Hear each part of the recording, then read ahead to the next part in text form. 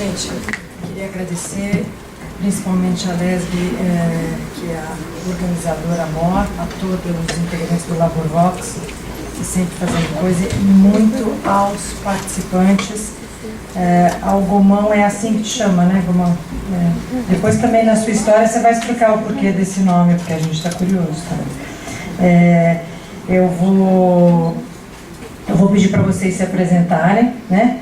Então a gente vai falar com o Gomão Ribeiro, que é narrador esportivo, e com o Raul Traete, tá certo? Que é fisioterapeuta. Eu vou pedir para eles se apresentarem e a gente escolhe uma ordem que vocês quiserem falar primeiro e tal. A gente já fez uma seleção de coisas para perguntar também. Então, por favor, venham para cá. Queria agradecer, acho super interessante a gente poder estar junto com o Unifísio, né? A gente pouco poder estar junto aqui. Tá? Queria que se você pudesse se apresentar, contar por que você escolheu essa profissão, né? Muito bom dia a todos, é um prazer estar com vocês nesta manhã. Meu nome é Gomão Ribeiro, esse é meu nome artístico, um nome que eu, na verdade, tenho desde os meus 10 anos de idade. A escolha da profissão veio a partir do fato que meu padrinho de batismo é jornalista, então você acaba influenciado por isso. Pelo menos no meu caso foi assim, eu cresci convivendo com ele, por 25 anos ele foi chefe do jornalismo da Rede Bandeirantes e nesse período eu tive muita oportunidade de vasculhar essa área, vasculhar os meandros da Rede Bandeirantes. E era engraçado, é curioso, porque ele escolheu a televisão e eu escolhi o rádio. E acho que até vale a pena falar mais sobre rádio na Copa do Mundo, voz, do que propriamente a TV.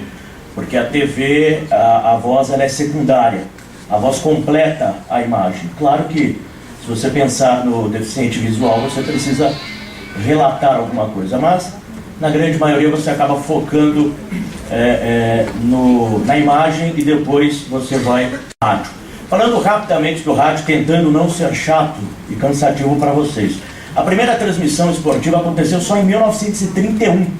O rádio é de 1922, até então não havia interesse pelos donos de emissoras de rádio acompanhar o futebol.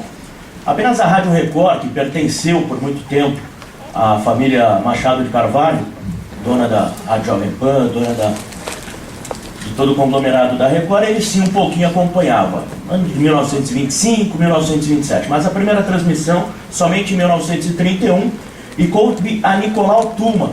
Sim, Tuma, o mesmo sobrenome que vocês vão associar com o delegado, que vocês vão associar com o político, faz parte. E ele criou uma forma que é utilizada até hoje em dia e que ele criou muito por acaso. Se a gente voltar em 1931, era muito difícil fazer rádio, imagina então uma transmissão de futebol. E ele acreditava que ele não poderia parar de falar. Então, durante os 90 minutos, ele falou. Então, imagine como ele terminou essa transmissão. Alguns dados curiosos, alguns pontos que hoje em dia a gente nem consegue imaginar. Nessa partida que ele transmitiu, os jogadores não tinham número na camisa, não existia numeração. Então ele desceu aos vestiários e decorou rosto por rosto e voltou para a cabine para transmitir esse jogo.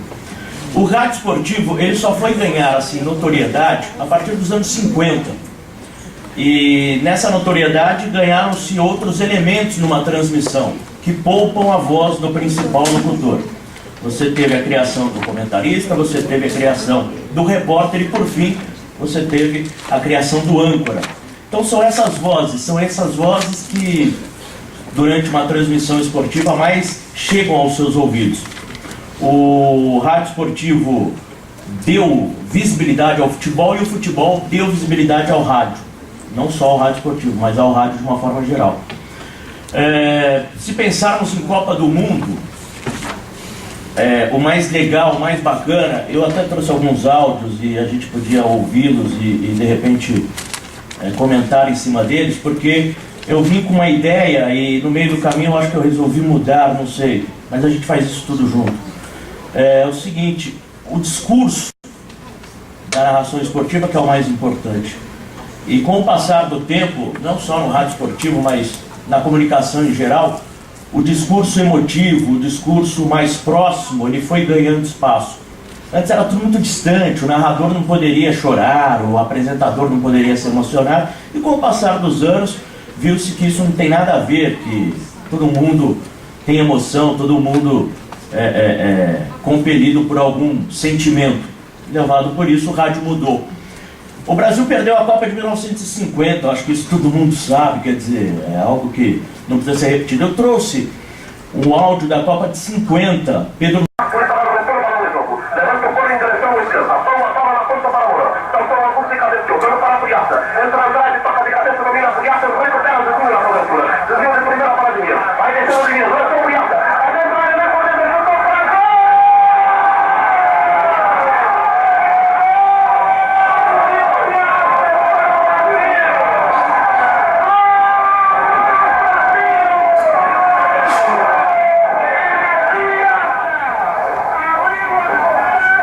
A bola era chamada de couro, era o linguajar da época.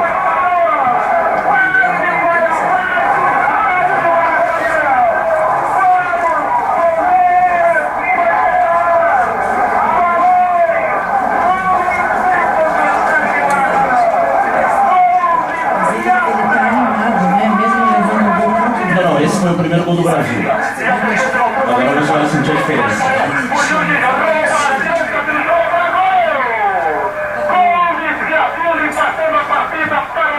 O Uruguai empatou.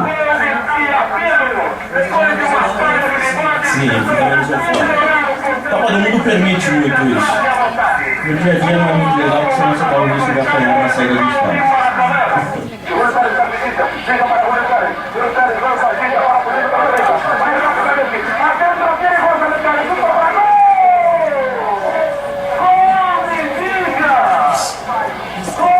Esse foi o segundo gol do título do Uruguai.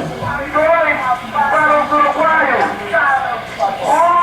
para os brasileiros, fugiu pela direita, o avante uruguaio e marcou o gol de desempate da partida. 2 para os uruguaios, 1 para os brasileiros. Quando termina com a vice-Brasil, foi contra o Brasil e o Uruguai. O Uruguai campeão mundial de futebol. Chegam os uruguaios para a festa no estádio municipal de Maracanã. A surpresa final do campeonato do mundo. Os uruguaios campeões de 1930. O que eu quero chamar a atenção nessa transmissão, nessa narração, principalmente ao final, em grande maioria das vezes, o locutor ele vai para o estádio tendo mais ou menos uma ideia do que pode acontecer. 90 minutos de futebol. Daí para frente ele não tem mais controle. Ele é movido pela paixão, ele é movido pela emoção e ele é movido pelo improviso. O rádio se vale muito disso. O locutor se vale muito disso. Então todos os áudios que eu separei para vocês são muito parecidos no sentido da eloquência do discurso. Eles são válidos, eles são extremamente apaixonados. Eu tentei trazer algumas curiosidades também que fugissem um pouco só da Copa do Mundo, por mais que o nosso tema seja esse. E trouxe aqui um gol de Eurocopa da seleção de Portugal, sou neto de português, tem uma relação muito próxima. Trouxe um gol do Zidane pela Champions League, para demonstrar um pouquinho da paixão dos franceses, que não é muito diferente da nossa, e do Sevilla. Tudo isso eu vou estar mostrando para vocês durante o tempo. Voltando a falar um pouquinho de Copa do Mundo e da importância do rádio, de uma forma geral. Copa de 50, a gente acabou de ouvir. Copa de 58, na Suécia. Foi quando o rádio ganhou a sua maior força, principalmente com a Rádio Bandeirantes de São Paulo, que formou a cadeia verde e amarela, que era a maior rede de rádios dentro do país. Então o Brasil inteiro pôde acompanhar a Copa através do rádio, através da Rádio Bandeirantes. E ela fez uma jogada muito interessante, que foi tirar os principais narradores da concorrente, então Rádio Pan-Americana, exatamente da família do Paulo Machado de Carvalho, e levou para a Rádio Bandeirantes. Então, para quem começou ali a história do rádio acompanhando a Pan-Americana e aqueles profissionais, migrou para a Bandeirantes, porque tinha ali os grandes comunicadores. Vídeos que em 1958 a preparação física era muito diferente de 2014. De 94, na Granja Comari recém-reformada, já dá para notar. Então, a evolução do narrador também teve que acompanhar a evolução do esporte. Esse esporte mais dinâmico, mais rápido, Hoje um atleta chega a correr 10, 12 quilômetros, então você também tem que ter no mínimo fôlego para aguentar essa movimentação intensa. Em São Paulo nós temos o narrador José Silvério, da Rádio Bandeirantes, completou ano passado 50 anos de história, 50 anos de narrações esportivas, e é tido como o mais preciso. O Silvério, ele grita gol antes da bola entrar. É claro que ele faz isso por causa da história dele, são 50 anos acompanhando o esporte. Então, o Pedro Luiz, que narrou lá em 50, ainda era vivo em 62, e narrou o bi do Brasil.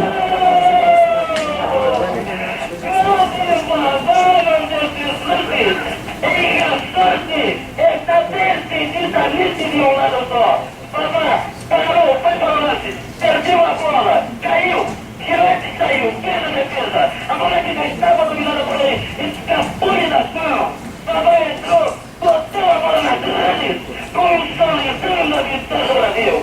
Considerando a qualidade do áudio, que se trata de 62, se compararmos com 1950, passados aí quase 12 anos, eu sou um pouco ruim de matemática, dizem que todo jornalista é ruim de matemática, mas passados pouco mais, pouco menos de 12 anos, a voz dele já não é mais a mesma.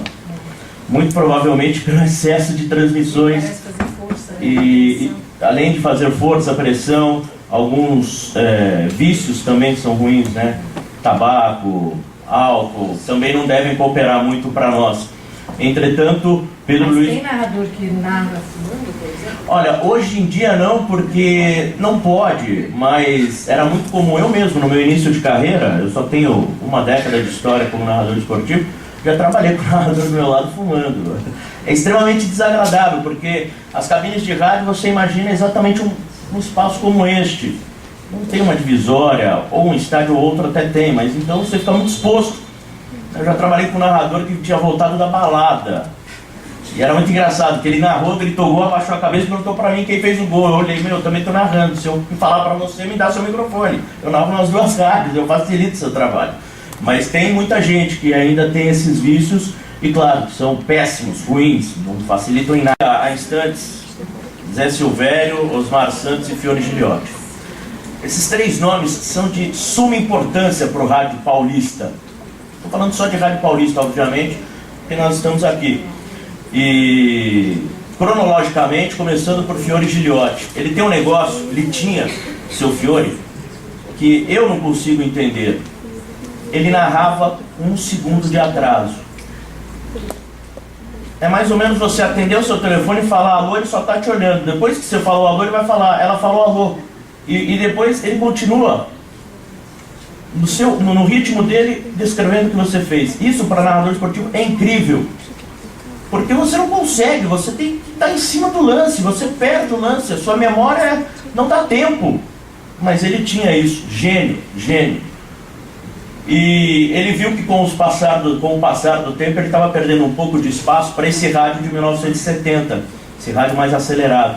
Foi quando ele usou da inteligência mais uma vez e falou, peraí, você é saudosista, você é um cara que vai falar, abrem-se as cortinas e começa o espetáculo, você é um poeta com a voz. Eu vou trazer jogadores do passado, Cantinho da Saudade, vou citar aquele craque esquecido, eu vou mexer no coração do ouvinte. E ele conseguiu. Então ele ficou marcado muito por isso. Osmar Santos ficou marcado pelo quê? Pela sua criatividade, pela sua forma irreverente. Ele mudou a forma de transmitir quando ele deixou de chamar a bola de bola e chamou de gorduchinha. O círculo central de caroço do abacate. Brincava com alguns jogadores, criava apelidos, ele tinha um relacionamento muito próximo com muitos jogadores. Então ele também teve uma grande importância no rádio esportivo nesse sentido, né? E o Zé Silvério, ele é extremamente denotativo. Para o Silvério, bola é bola, trave é trave, e o lance dele é estar em cima da bola mesmo. Como eu disse, antes do gol acontecer, ele já está narrando o gol. Pulando...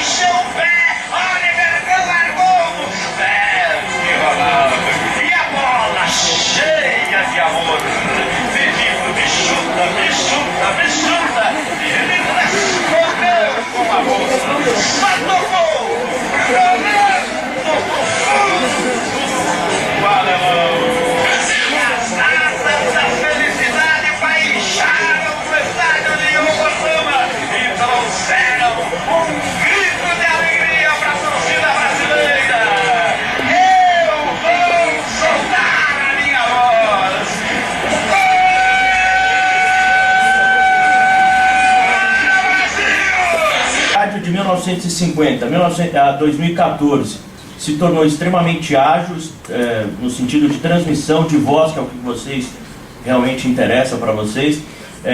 Ao passar do tempo, elementos foram agregados, repórter, comentarista, plantão esportivo, e isso poupou a nossa voz, ajudou muito o nosso trabalho. E de uma forma geral, o rádio ele é o mesmo, ele não mudou. Levado em consideração o que eu citei de forma pontual, do que fez o Fiore Giliotti, do que fez o Osmar Santos, do que faz o Silvério, a transmissão é aquela acelerada, é muito parecida com essa que eu mostrei para vocês, e ela é assim no mundo inteiro. O mundo inteiro adotou essa forma acelerada, porque quando se começou a transmitir futebol, achava-se que se eu não continuar falando, aquele vazio fará com que a pessoa mude de estação, mude de sintonia. Então não posso parar. Então lá, voltando em 1931, Nicolau Tuma, quando a bola ia para fora, ele falava da torcida, ele falava da árvore, ele falava da tia que está tomando água, do pessoal que comprou a pipoca, ele não parava a locução dele. Então isso ficou marcado até os dias de hoje. Falando de TV, é uma transmissão muito diferenciada, como eu disse, os elementos de imagens, você só complementa com a sua voz, você coloca a sua emoção de uma forma bem mais dosada e às vezes até mais fria, porque você não se envolve tanto quanto pelo rádio. Porque o mais importante de tudo no rádio, você está transmitindo para quem não está vendo o jogo. Então você está criando esse jogo para alguém. E você se vale de todas as armas e de todos os artifícios. Seja de, se eu fosse um poeta, fosse de um tenor, eu faria uma ópera. Você cria todos os elementos que você tem na sua vida, na sua experiência, e transforma em descrição, transforma em narrativa. Eu sou meio suspeito para falar de rádio, porque é a minha maior paixão, o rádio. É um veículo que hoje não paga bem, é um veículo que hoje sofre muito com o mercado publicitário. Você tem o advento da nova tecnologia, que é a internet principalmente, as web rádios, as rádios por internet. Você tem a chance de ouvir emissoras de outros países. Eu mesmo, eu não dirijo por opção.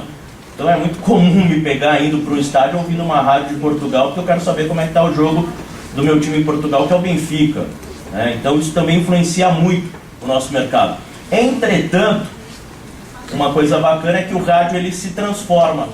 O rádio ele consegue sobreviver. Então você tem algumas rádios como a Jovem Pan, que tem a TV Jovem Pan Online. Você tem a CBN, que em dias de jogos coloca os seus principais profissionais para gravar alguns vídeos pequenos, curtos, mas extremamente importantes, e principalmente para mexer com a curiosidade do ouvinte, que o ouvinte ele é movido por essa curiosidade. Pô, como é que é uma cabine, como é que é uma transmissão, como é que funciona, que horas ele chega, que horas ele sai. Pois é, como é que você concilia essa coisa da velocidade? Porque assim, quando você aumenta a velocidade, a gente sempre fala que o narrador tem voz grave, mas a gente viu algumas narrações que a voz tende a ficar até mais aguda, porque a velocidade aumenta. E às vezes na velocidade o padrão de articulação fica... Porque eu, por exemplo, com qualidade de áudio difícil, eu falei, qual é o nome? Você viu que eu nem entendi.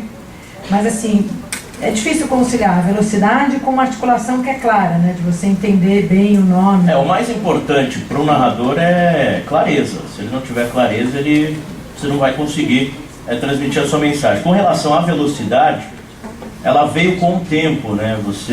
Aquilo que eu estava comentando, o futebol de 58, 62, 70, ele era mais lento. Nós temos ainda muitos profissionais que estão na ativa. O próprio Silvério, Nilson César, Éder Luiz.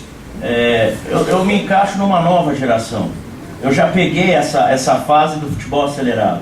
Então, quando eu comecei, já foi imposto para mim que eu tinha que ser rápido. Eu tinha que narrar de uma forma acelerada.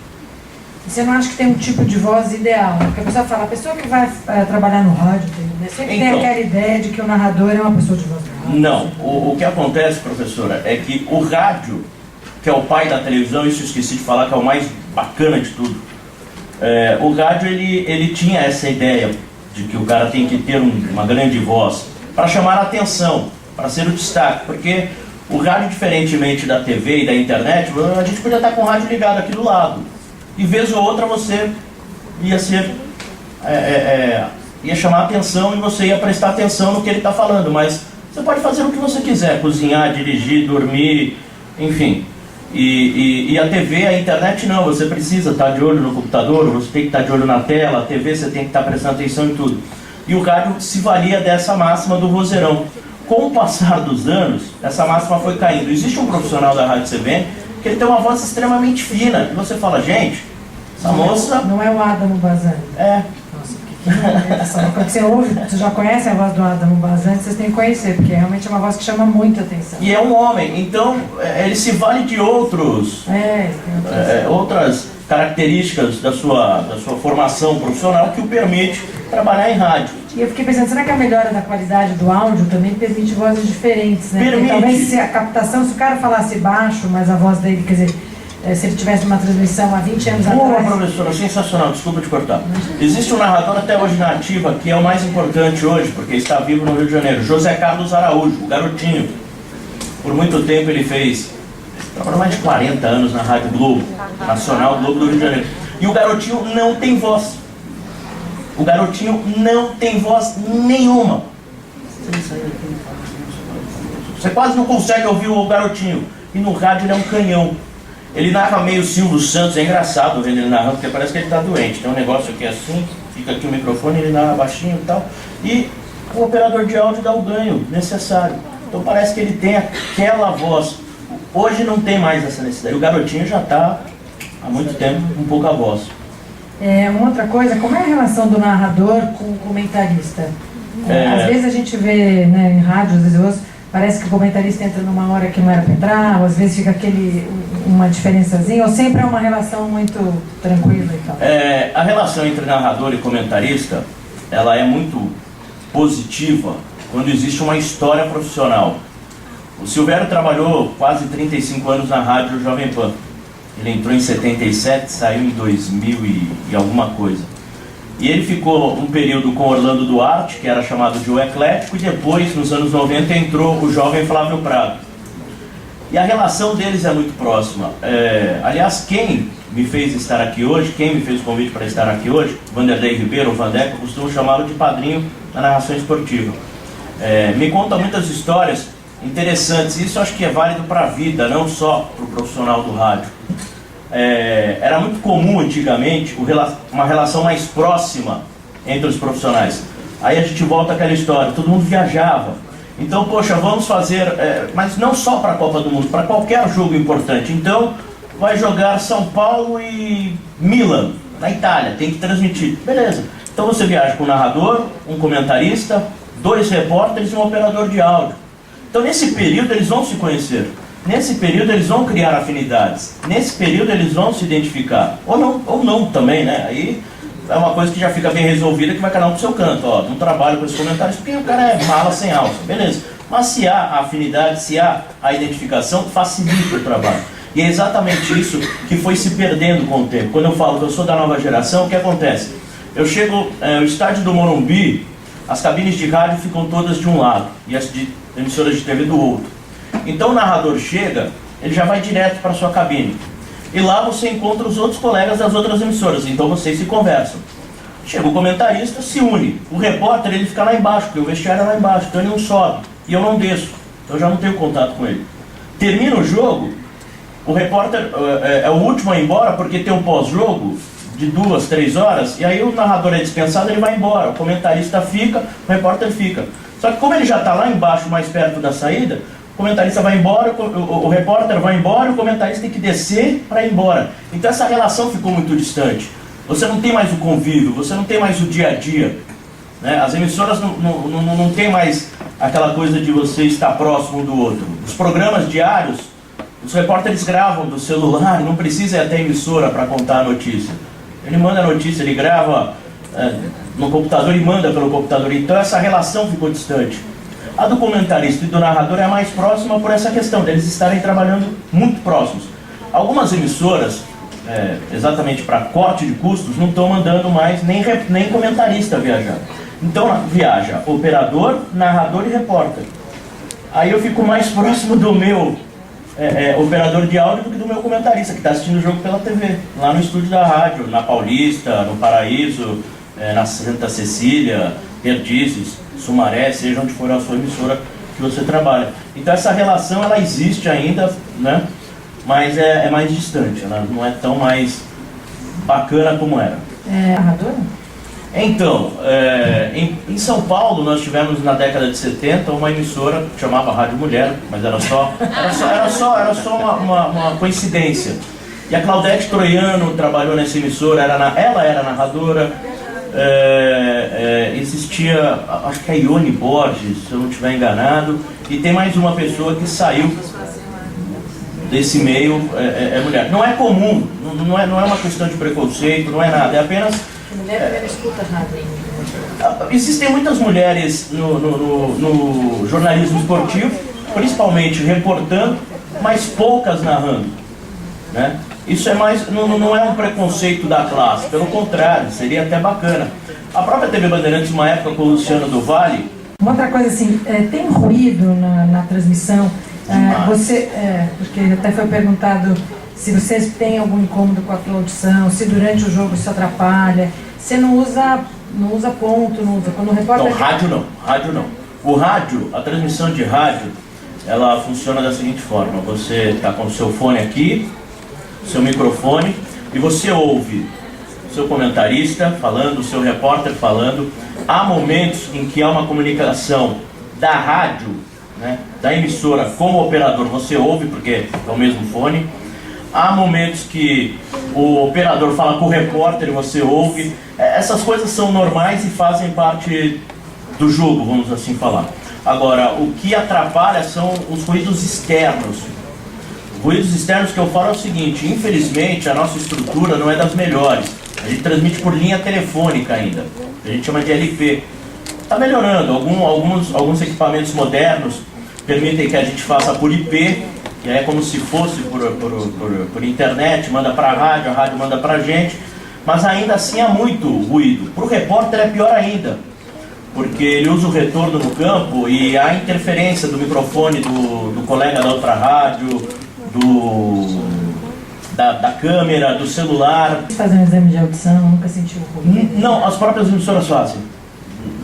Periodicamente é feito um exame de audição e o mais maluco, principalmente para quem é do rádio, a gente tem essa facilidade, nunca trabalha com os dois fones, sempre um de fora. Ou você vai trocando durante a transmissão, ou você pega e deixa 90 minutos. Eu procuro deixar mais desse lado direito aqui e o esquerdo livre, porque eu sempre coloco o meu comentarista do meu lado esquerdo.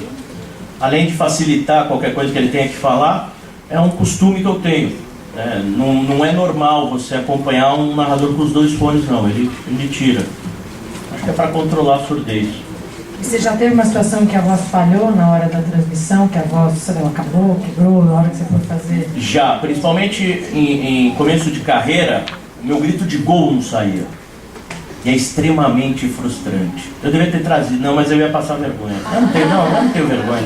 Mas acontece, pelo menos assim, no início de carreira, ou em grandes transmissões, grandes eventos. Por exemplo, eu fiz a decisão da Libertadores do Santos, e aí foi um erro estratégico do pessoal. Eu abri a jornada às 6 da tarde, paramos às 7, voltamos às 8 e o jogo só era às 10. Então quando eu fui pro jogo eu não tinha mais voz, porque eu tinha ficado ali 1 hora, depois das 8 às 10, mais 3 horas falando. Gira repórter, gira informação, chama intervalo, fala com o comentarista, fala com o segundo comentarista, vai pro intervalo, chama o plantão. Quando começou o jogo, e o Santos venceu, acho que 2 ou 3, não me recordo exatamente agora o placar, você já não tem mais voz, eu não tinha mais voz, né? E é engraçado, porque parece que isso fica te perseguindo, né? Você fala, putz, eu nunca vou ter voz, vai faltar, e só na hora do gol. Então por um bom tempo eu ficava pedindo para ser 0-0 meus jogos, o que pro narrador é horrível, né? Não, internamente é horrível, porque você fala, você é um narrador sem sorte, você só vai pegar jogo.